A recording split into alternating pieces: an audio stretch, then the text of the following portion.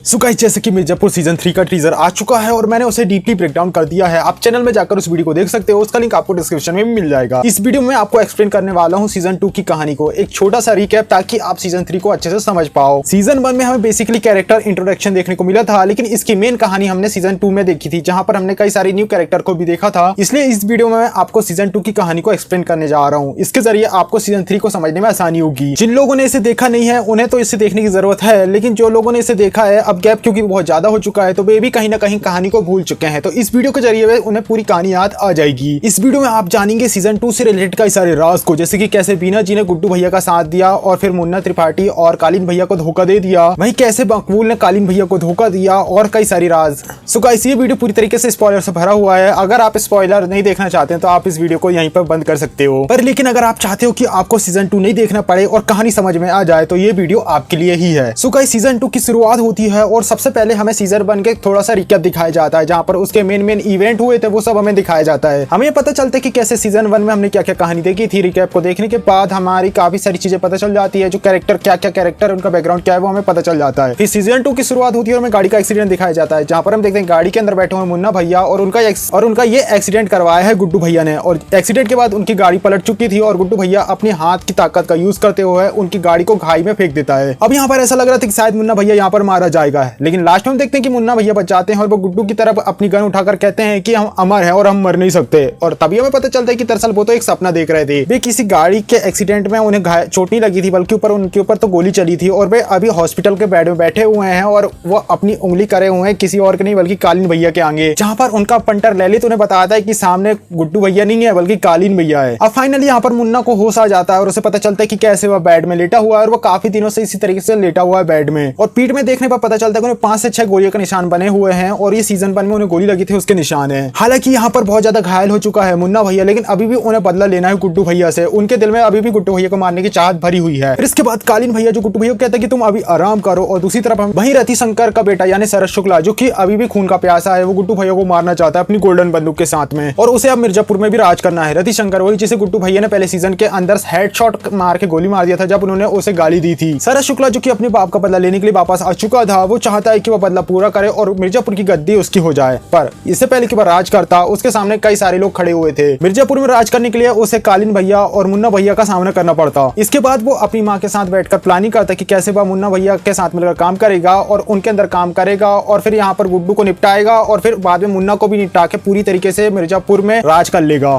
फिर हमें कब्रिस्तान का सीन दिखाया जाता है। हम यहाँ पर देखते हैं लाला और यूसुफ को। यूसुफ वही था जिसका बेटे की शादी लाला की बेटी के साथ हो रही थी, और यहाँ पर मुन्ना भैया ने पहुंचकर उसके बेटे को मार दिया था। यानी कि अब यहाँ पर भी अपने बेटे का बदला लेना चाहता है। यानी कि दोनों ही मुन्ना भैया के दुश्मन है, लेकिन अभी उनके खिलाफ उनके पास कोई भी सबूत इकट्ठा नहीं है और पुलिस भी उनकी हेल्प नहीं कर पाती। फिर हम देखते हैं गजगामिनी यानी कि गोलू को, जो कि एक स्टोर रूम से दवाई चुराते हुए नजर आती है। वो इस दवाई को चुरा कर कहीं ले जा रही थी जंगल की तरफ, और जंगल में हम देखते हैं वो एक घर में जाती है, जहां पर हम देखते हैं यहाँ पर गुड्डू का इलाज चल रहा है। और तो और इन्होंने एक डॉक्टर को भी अगवा करके रखा हुआ है, जो कि यहाँ पर गुड्डू पंडित का इलाज कर रहा है। अब जैसे ही दवाई लेकर घर आ रही होती है, तभी इन्हें कोई आते हुए देख लेता हो। थोड़े टाइम बाद वह पुलिस वाले के साथ वहां पर पहुंच जाता है। अब यहाँ पर ये कालीन भैया का ही आदमी था। अब वो यहाँ पर कहता है कि अब गुड्डू पंडित को हम कालीन भैया के हवाले कर देंगे और बदले में मिलेगा पैसा। और तभी इन दोनों के बीच आपस में फाइट करना शुरू कर देते हैं। इन दोनों के बीच में लड़ाई के बीच ये दोनों मारे जाते हैं। बेसिकली इनके फाइट के में जो लड़ाई हुई थी इन दोनों के बीच में, इसमें पुलिस वाला तो मारा जाता है, लेकिन जो आदमी था वो बचकर निकल जाता है, और बाद में पुलिस वालों को लेकर वहां पर आता है। पर तब तक गुड्डू पंडित वहां से भाग जाता है, अपनी जगह बदल देता है और उसे वो वहां पर नहीं मिलता। फिर हम देखते हैं आगे की कहानी को, जहां पर हम देखते हैं यूपी के सीएम को, जिनका नाम सूर्य प्रताप होता है। वो अपने भाई जेपी के ऊपर काफी ज्यादा नाराज थे, क्योंकि उन्होंने कहा था कि मिर्जापुर में शांति होनी चाहिए, कोई भी आतंक नहीं होना चाहिए, लेकिन ऐसा नहीं हुआ था। मिर्जापुर में वायलेंस होता है और पार्टी की छवि खराब हो जाती है। फिर अगली कहानी में हम देखते हैं आगे, जहां पर हम देखते हैं परशुराम गुप्ता को, जहां पर कालीन भैया की कोठी में ये आए हुए थे और वो यहाँ पर अपनी बेटी की मौत का बदला लेना चाहते हैं। वो चाहते हैं कि मुन्ना अपने आप को पुलिस के हवाले कर दे। इनकी बेटी स्वीटी गुप्ता को मुन्ना भैया ने सीजन के आखिर में मार दिया था, वो उस समय प्रेग्नेंट भी थी। अब वो अपनी बेटी का हिसाब वहां पर मांगते हैं और वो चाहते हैं कि मुन्ना भैया अब पुलिस के हवाले हो जाएं। पर कालीन भैया जो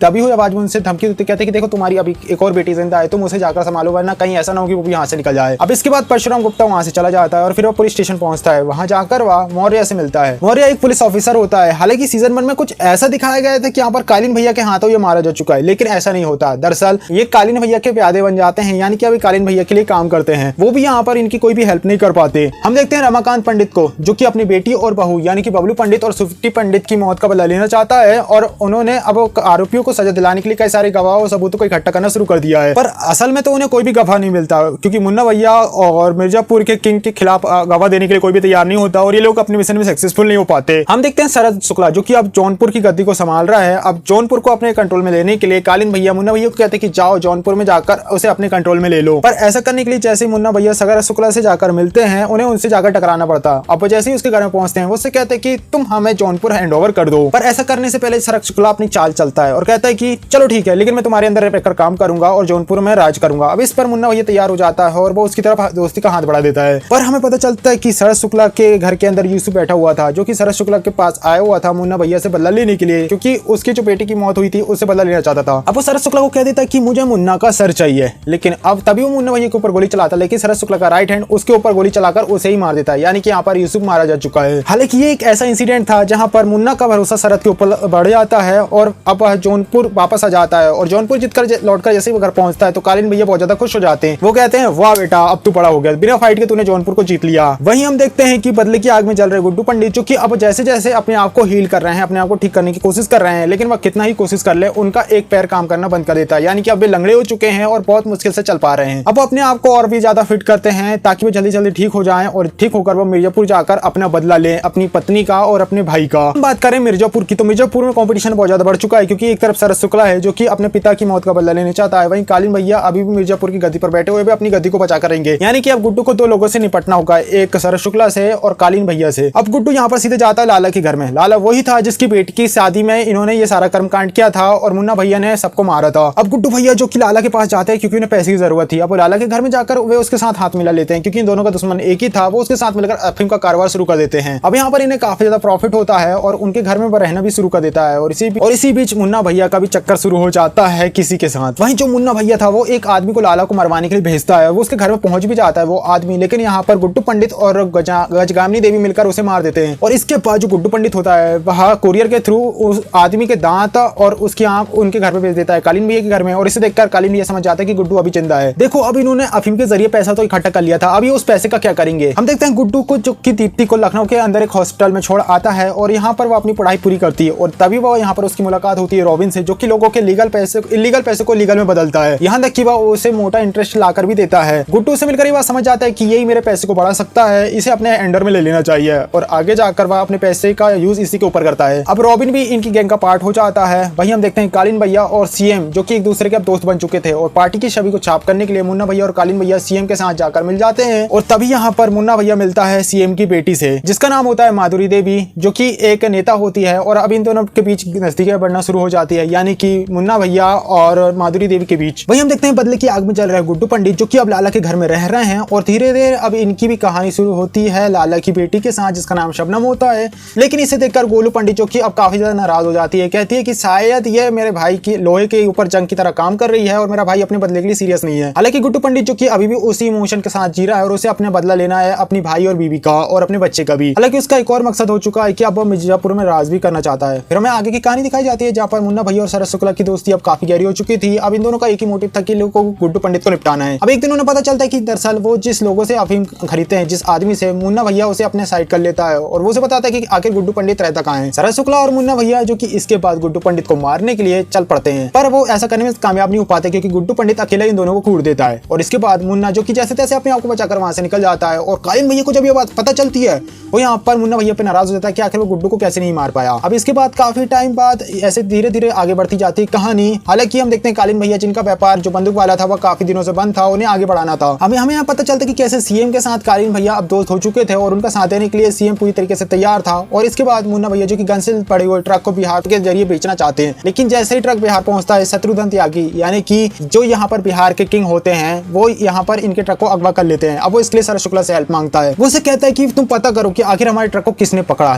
लेकिन हम यहाँ पता चलता है कि दरअसल ये तो एक गेम होता है, दरअसल ये शरद शुक्ला की छोटी समझी चाल थी। ये ट्रक शरद शुक्ला के कहने पर ही अगवा किया गया था और इसे अगवा करने के लिए शत्रुघ्न त्यागी यानी दद्दा त्यागी के बेटों ने यहाँ पर गैंग अप कर लिया था। वही हम देखते हैं वीना त्रिपाठी को जो कि अब पीछे से अपना गेम खेल रही है। अब वीना जी का अदाएं के बारे में तो तुम्हें पता ही है वो कैसा गेम खेलती है, जिनके अंदर की गर्मी कालीन भैया कभी ठंडा नहीं कर पाते हैं। वीना जी घर अपने ही घर के लोगों से काफी ज्यादा परेशान हो चुकी है और अब वो यहाँ पर गुड्डू पंडित की हेल्प करती है और अब वो दुश्मन की साइड में लेना शुरू कर देती है। लेकिन घर में तो किसी को भी नहीं पता कि वीना त्रिपाठी अब गुड्डू पंडित के साथ मिलकर प्लान बना रही है। वो बताती कि कैसे कालीन भैया और मुन्ना भैया जो कि अभी सीएम की रैली में गए हुए हैं और उनके पास ये अच्छी अपॉर्चुनिटी है कि जाकर बंदूक के कारखाने को जला दें। इसके बाद गुड्डू और गोलू मिलकर कालीन भैया के बंदूक के कारखाने को निस्तनाबूद कर देते हैं, पूरी तरीके से जला देते हैं और कालीन भैया को इससे बहुत ज्यादा नुकसान मिलता है। पर कालीन भैया इस नुकसान की भरपाई दूसरी तरीके से करते हैं, क्योंकि उनका अब दोस्ती सीएम से हो चुकी थी। हमें पता चलता है कि सीएम की बेटी और मुन्ना भैया के भी सिस्टम हो चुका था और अब दोनों की शादी हो चुकी थी, वे दोनों संबंधी बन चुके थे। अब यहाँ पर सीएम कालीन भैया को यूपी की राजनीति की गद्दी में बिठा देते हैं और कालीन भैया की अपनी सारी नुकसान की भरपाई इसी तरीके से हो जाती है। पर इस डिसीजन से जो सीएम का छोटा भाई था यानी जेपी यादव, वो अपने भाई से बहुत ज्यादा नाराज होता है। वो ये चाहता है कि वो नहीं चाहता कि कालीन भैया को पार्टी के अंदर लाना चाहिए, पर सीएम जो अपने भाई की बातों को बिल्कुल भी नहीं सुनता। वही हमें दिखाया जाता है गोलू गुप्ता शत्रुघ्न के साथ मीटिंग करती है ताकि वे लोग वहां पर यानी बिहार में अफीम बेच सके। वो चाहते हैं कि बिहार के अंदर उनका अफीम का कारोबार जोरदार चलता जाए और अब इसे चलाने का जिम्मेदारी वो शत्रुघ्न को देना चाहते हैं। पर गुड्डू पंडित और गोलू गुप्ता जो कि उनके पिता यानी दत्ता यादव से भी मिलने के लिए जाते हैं। बिहार में दत्ता यादव जो कि अफीम के कारोबार को करने से साफ मना कर देता है और इसके बाद गुड्डू पंडित तो वापस आ चुका था, लेकिन शत्रुघ्न जो कि धीरे धीरे पिघल चुका था गोलू पंडित यानी कि गजगामिनी के प्यार में, अब वो चोरी छुपे वो अपने बाप के नाक के नीचे यानी कि उन्हें बिना बताए अफीम का काम करना शुरू कर देता है। और अब धीरे धीरे कहानी आगे बढ़ती है और हमें पता चलता है कि कैसे वीना त्रिपाठी जो कि प्रेग्नेंट हो चुकी थी, लेकिन अब ये बच्चा किसका है किसी को भी नहीं पता। ये बात जानकर कालीन भैया तो बहुत ज्यादा खुश हो जाते हैं। उन्हें नहीं पता था कि बच्चा किसका है, कालीन भैया को नहीं पता, लेकिन कालीन भैया को लगता है कि उनका बच्चा है और उनके पिता को लगता है यानी कि दादा को लगता है कि ये उनका बच्चा है। लेकिन वीना त्रिपाठी जो कि पहले राजा के साथ उनका सिस्टम हुआ था, वो राजा को कहती है बच्चा तुम्हारा है। हालांकि ये राज एक राज की तरह ही है कि आखिर बच्चा किसका है, क्योंकि सच्चाई भी हमें किसी को भी नहीं पता, क्योंकि वो सबको बोलती है तुम्हारा है। कालीन भैया तो इस बात से बहुत ज्यादा खुश होता है और वो मुन्ना भैया को कहते हैं कि ये तुम्हारा जो कॉम्पिटिटर है वो आने वाला है। हमें पता चलता है कि अब मिर्जापुर की गद्दी के 2 बारिश हो जाएंगे, लेकिन वीना त्रिपाठी के मन में एक डर बैठ जाता है कि कहीं मुन्ना गड्डी की लालच में आकर मेरे बेटे को न मार दे, इसलिए वह अब राजा को वापस बुला लेती है और वह उसे अपनी देखभाल के लिए रख लेती है। वही हम देखते हैं गुड्डू पंडित जो कि अपनी गैंग को इकट्ठा करना शुरू कर देता है। उसके पास अफीम से पैसा आ चुका था, अब धीरे धीरे आदमी को इकट्ठा करना शुरू कर देता है ताकि उसकी भी एक गैंग तैयार हो जाए। अब तक की कहानी एपिसोड 7 तक आ चुकी थी। एपिसोड 7 के खत्म होते हुए हम देखते हैं कि सीएम के ऊपर अचानक से अटैक हो जाता है और उनकी गाड़ी का एक्सीडेंट हो जाता है और इसके अंदर अब सीएम की यहाँ पर निपटारा हो जाता है। सीएम निपट जाता है। हम देखते हैं जेपी यादव को जो कि कालीन के साथ मीटिंग में बैठा होता है, वो उसे कहता है कि अब मुझे अपने भाई की कुर्सी संभालनी होगी क्योंकि पार्टी के लिए बहुत ज्यादा लॉस हो चुका है और सीएम की गद्दी पर मुझे ही बैठना होगा। वही हमें दिखाया जाता है कालीन भाई जो उसे कहते हैं कि यार तुझे गद्दी की पड़ी है, यहाँ पर तो मेरा बहुत बड़ा नुकसान हो गया है। वही हमें दिखाया जाता है सीएम का जो पीए होता है, पीए आनंद, वो कालीन भैया और उसकी बेटी को आकर एक राज की बात बताता है। वो बताता है कि कैसे सीएम का भाई यानी जेपी यादव जो कि अपनी भाई की मौत के बाद बिल्कुल भी दुख नहीं है, बल्कि वो उल्टा खुश है, वो तो गद्दी के पीछे पड़ा हुआ है। और इसके बाद कालीन और माधुरी यादव मिलकर एक प्लान तैयार करते हैं कि अब वे लोग जेपी यादव को अपने रास्ते से हटा देंगे, उसे गद्दी से इस्तीफा देने के लिए कहा जाए और वो ऐसा करने में सक्सेसफुल भी हो जाते हैं। और कालीन भैया जैसे लग रहा था कि शायद अब बस सीएम बन जाएंगे, लेकिन यहाँ पर ऐसा होता ही नहीं है। सीएम की बेटी माधुरी यादव जो कि गद्दी के ऊपर बैठ जाती है, यानी कि इस समय अब यूपी की सीएम है माधुरी यादव। अब इसके कारण हालांकि कालीन भैया थोड़ा नाराज हो जाते हैं, लेकिन हमें पता चलता है कि जैसे मुन्ना भैया को ये बात पता चलती है वो तो खुश हो चुके थे, क्योंकि सीएम कोई और नहीं बल्कि उनकी खुद की वाइफ ही है। यानी कि अब मुन्ना भैया जो करना चाहे वो कर सकते हैं और शायद अब उन्हें किसी की से पूछने की जरूरत नहीं है। फिर हमें कहानी आगे दिखाई जाती है जहां पर हम देखते हैं एक कैरेक्टर को, हम देखते हैं पुलिस ऑफिसर RS मौर्य को, जिसने कि एक आदमी को पकड़ के रखा हुआ था और दरअसल ये वही आदमी था जिसने सीएम का एक्सीडेंट करवाया था। और हमें पता चलता है कि ये तो किसी और का ही आदमी है। हमें पता चलता है कि दरअसल मौर्य कालीन भैया के साथ मिलकर एक मिशन के कारण काम कर रहा था, क्योंकि वह कालीन के साथ मिलकर मौर्य जो कि उसके खिलाफ सबूत इकट्ठा कर रहा था। और जिस आदमी ने जैसे सीएम का एक्सीडेंट किया था ये तो उसके कंट्रोल में था ही, और ये आदमी था शरद शुक्ला का। लेकिन RS मौर्य को समझ नहीं आ रहा था कि आखिर शरद शुक्ला ने सीएम को क्यों मरवाया होगा। अब ये उस आदमी से पूछ सकता था, लेकिन वो आदमी गूंगा और बहरा था तो वो उसे कुछ भी नहीं बता पाता। वही RS मौर्य और गुड्डू पंडित के पिता रमाकांत मौर्य जो कि चाहते थे कि वो मुन्ना त्रिपाठी को सजा दिलवाएं, अब वो सबूत इकट्ठा करने में सक्सेसफुल तो हो नहीं पाते और इसके बाद बड़े अफसरों से हेल्प भी मांगते हैं। लेकिन जो उनका उच्च अधिकारी बड़ा अफसर होता है वो उन्हें कहता है, एक हिंट देता है, देखो तुम यूपी से क्राइम खत्म करने में सक्सेसफुल हो, लेकिन क्राइम दोनों तरफ से खत्म होना चाहिए। इसकी चपेट के अंदर रमाकांत के बेटे यानी कि गुड्डू पंडित भी आने वाला है। और यहाँ पर उनका कहने का मतलब ये था कि शायद वो चाहते कि जैसे गुड्डू पंडित उनके हाथ लगे वो उनका इनकाउंटर कर दे, और RS मौर्य शायद इसलिए तैयार हो चुका था। हालांकि इस बारे में गुड्डू पंडित के पिता को नहीं पता चलता। वो उनका तो मानना है कि उनके बेटे को जेल की सजा मिल जाए और सजा मिलने के बाद वो अपनी जिंदगी को अच्छे से जिए, पर RS मौर्य कुछ और ही सोचता है। और इसके बाद कहानी आगे बढ़ती है और कहानी में हम देखते हैं एक बहुत सारी घटनाओं को। देखो एक इंटरेस्टिंग सीन देखने को मिलता है जहां पर हम देखते हैं मकबूल और बाबर एक दूसरे के सामने थे। बाबर जो कि गुड्डू पंडित का वफादार था, वहीं मकबूल जो कि कालीन भैया का वफादार था। ये दोनों आपस में रिश्तेदार थे। कालीन भैया मकबूल कहते कि तुम अपने भांजे यानी बाबर को मार दो, लेकिन मकबूल अपने भांजे को नहीं मार पाता, वो बाबर को नहीं मारता, बल्कि वो उल्टा उसे बांध कर रख देता है घर में। वहीं बीना त्रिपाठी जिसे पता चलता है कि कैसे बाबर जिसे कि अभी भी बचा हुआ है वो उसे आजाद करवा देती है। और फिर यहाँ पर मुन्ना भैया को पता चलता है कि बाबर अभी जिंदा है और मकबूल ने अपनी वफादारी का सबूत नहीं दिया है, उन्होंने उसके ऑर्डर का फॉलो नहीं किया। अब यहाँ पर ये गधा मुन्ना उसके घर में जाता है और वह उसके भांजे को तो मार देता है, लेकिन साथ में ही मकबूल की माँ को भी मार देता है। और अब मकबूल पूरी तरीके से आउट ऑफ कंट्रोल हो जाता है। मकबूल पूरी तरीके से बागी हो चुका था, वो मुन्ना भैया को मारने के लिए उनके घर में पहुंचता है, लेकिन उसे वहां पर कालीन भैया का पिता मिलता है, यानी कि वही दादा। और अब वो यहाँ पर कालीन भैया के पिता को मारने वाला था कि तभी बीना त्रिपाठी आकर उसे रोकती है। वो कहता है कि मकबूल रुको, इसे तुम नहीं इसे मैं मारूंगी। और फिर वह चाकू उठाती है और उसे मारना शुरू कर देती है। अब ऐसा इसलिए होता है क्योंकि यहाँ पर उसके ससुर ने उसके साथ सिस्टम किया था जबरदस्ती, इसलिए उससे यहाँ पर बदला लेती है। और ये वही चाकू होता है जिसका यूज बीना ने अपने नौकर के पप्पू को काटने के लिए किया था, क्योंकि इसी ने बोला था काटने के लिए, और बेचारा अब उसी चाकू से इसका भी खेल खत्म हो चुका है। हालांकि उसे मारते हुए मकबूल एक लाइन बोलता है कि अब इन्हें पता चलेगा कि अपनों कालीन भैया को पता चलेगा कि आखिर अपने को खोना क्या होता है, क्योंकि यहाँ पर कहीं ना कहीं मकबूल ने अपने को यानी अपनी भांजे को भी खो दिया और अपनी माँ को, सबसे इंपॉर्टेंट माँ को खो दिया, और इसलिए उसने उसका बदला ले लिया। फिर इसके बाद कालीन भैया जो कि अपने बाप के शव को जलाते हैं, और यहाँ पर मुन्ना त्रिपाठी आता है, उनसे कहता है कि अब मुझे मिर्जापुर का कंट्रोल चाहिए, मुझे मिर्जापुर की गद्दी चाहिए। पर कालीन भैया जो कि मुन्ना कहते हैं कि मुन्ना अब ये सही समय नहीं है, इसके बारे में हम बाद में बात करेंगे। लेकिन जो कि मुन्ना अब इस बात से बिल्कुल नाराज हो जाता है और वो वहां से चुपचाप से चला जाता है। हालांकि इसके बाद जो मीना त्रिपाठी थी उसे अब डर लगने लगा था, उसे लग रहा था कि कहीं मुन्ना जो कि उसके बेटे को न मरवा दे, क्योंकि वो उसका कॉम्पिटिटर था। अब वो राजा को कहते कि जाओ, मुन्ना जैसे घर में आ रहा है वो घर पे बहुत ज्यादा नाराज होकर आएगा, तो लड़की की ध्यान रखना। अब जैसे मुन्ना घर पे आता है, वो बाथरूम से बाहर निकलता है कि तभी राजा उसके ऊपर गोली चला देता है। पर मुन्ना जैसे तैसे इससे बच जाता है और वह उसे बहुत कुत्तों की तरह मारता है, और वह उसे पूछता है कि आखिर बता तुझे मारने के लिए किसने कहा था, किसने भेजा। अब यहाँ पर राजा एक गेम खेल जाता है और वो कहता है कि दरअसल कालीन भैया ने मुझे कहा था तुझे मारने के लिए। और मुन्ना को लगता है कि शायद अब उसका बाप ही उसे मरवाना चाहता है ताकि मैं मिर्जापुर की गद्दी पर ना बैठ पाऊं। अब इसके बाद वो गुस्से में निकल पड़ता है अपने बाप को मारने के लिए, यानी कालीन भैया को मारने के लिए। वही हम देखते हैं बीना त्रिपाठी जो कि गुड्डू पंडित को खबर पहुंचाती है कि देख अब फैमिली अंदर से कमजोर है, तुम दोनों को निपटा सकते हो, और वो उसे जगह की भी लोकेशन बता देती है। हम देखते हैं गुड्डू पंडित जो कि अब दोनों को निपटाने के लिए लाला के घर से निकल ही रहा होता है कि तभी वहां पर पहुंच जाता है मौर्य, यानी कि अब पुलिस वहां पर पहुंच जाती है। वो यहाँ पर गुड्डू पंडित को गिरफ्तार करके ले जा रहा होता है कि तभी जाते जाते वह रास्ता बदल देता है। अब यहाँ पर रमाकांत पंडित को लगता है कि यार अचानक से इन्होंने रास्ता क्यों बदल लिया, और कहीं ये एनकाउंटर तो नहीं करने वाले। फिर वो बंदूक निकालता है और जैसे तैसे गुड्डू पंडित के पास पहुंच जाता है बंदूक लेकर। यहाँ पर वो देखता है आरएस मौर्य ने गुड्डू पंडित के ऊपर बंदूक तान के रखी हुई है और वह उसे एनकाउंटर करना चाहता है। पर तभी वहां पर रमाकांत पंडित पहुंच जाता है और वह कहता है कि मैं चाहता था कि इसे सजा मिले, जान से मारना मैं नहीं चाहता था। और पर आरएस मौर्य उससे बात को स्वीकार करने के लिए तैयार नहीं था। और इसके बाद रमाकांत पंडित जो कि आरएस मौर्य के ऊपर गोली चला देता है, उसे वहीं पर जान से मार देता है। और इसके बाद गुड्डू पंडित जो कि अपने पिता के साथ में बैठ जाता है, उसे कहता है कि पापा आज तुमने भी वही किया जो कि मैंने किया था। हमने यहाँ जाना कि कैसे जब अपने ऊपर बात होती है तो हमें ये करना पड़ता है। और गुड्डू पंडित उस जगह पर पहुंच चुका था जहाँ पर कालीन भैया जो अपने पिता की चिता को जला रहा था। वही हम देखते हैं यहाँ पर मुन्ना भी पहुंच चुका था जो कि अपने बाप को मारने के लिए आया हुआ था।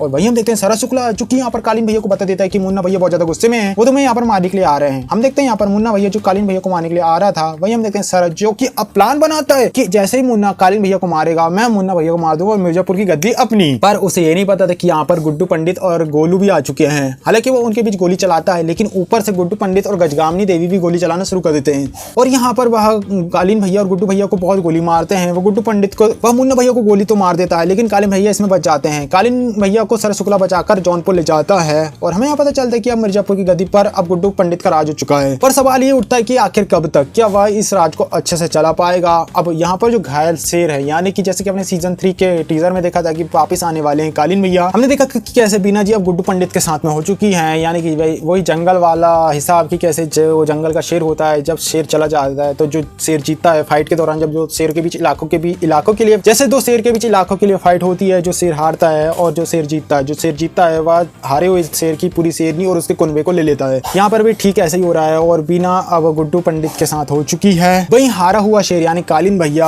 अब तड़प रहे हैं अपने बदले के लिए। देखना ये होगा कि अब वो अपना बदला किस तरीके से लेते हैं और अब गुड्डू अपनी सल्तनत को कैसे बचाता है। यही नहीं, जो सीएम है यानी कि अब इन्होंने मुन्ना को मार दिया है यानी सीएम के पति को, तो क्या सीएम यहाँ पर बदला लेगी और किस तरीके से लेगी, ये तो कहानी में हमें आगे ही पता चलेगा। सो गाइस, ये था सीजन 2 का एक छोटा सा रिकैप। आई होप ये कहानी आपको याद आ गई होगी और कुछ समझ में आ चुका होगा कैरेक्टर की आखिर क्या कहानी थी, ताकि आपको सीजन 3 को देखने में हेल्प मिले। सो गाइस, वीडियो अच्छा लगा प्लीज वीडियो को लाइक कर चैनल को सब्सक्राइब करें। इसके अलावा मैंने कल की ट्रेलर ब्रेकडाउन पर भी एक वीडियो बनाई है, इस पर क्लिक करके तुम उसे देख सकते हो। वहीं मिर्जापुर के सीजन 3 के टीजर पर भी एक वीडियो है, इस पर क्लिक करके तुम उसे देख सकते हो। तो गाइस, मिलते हैं नेक्स्ट वीडियो, तब तक के लिए बाय।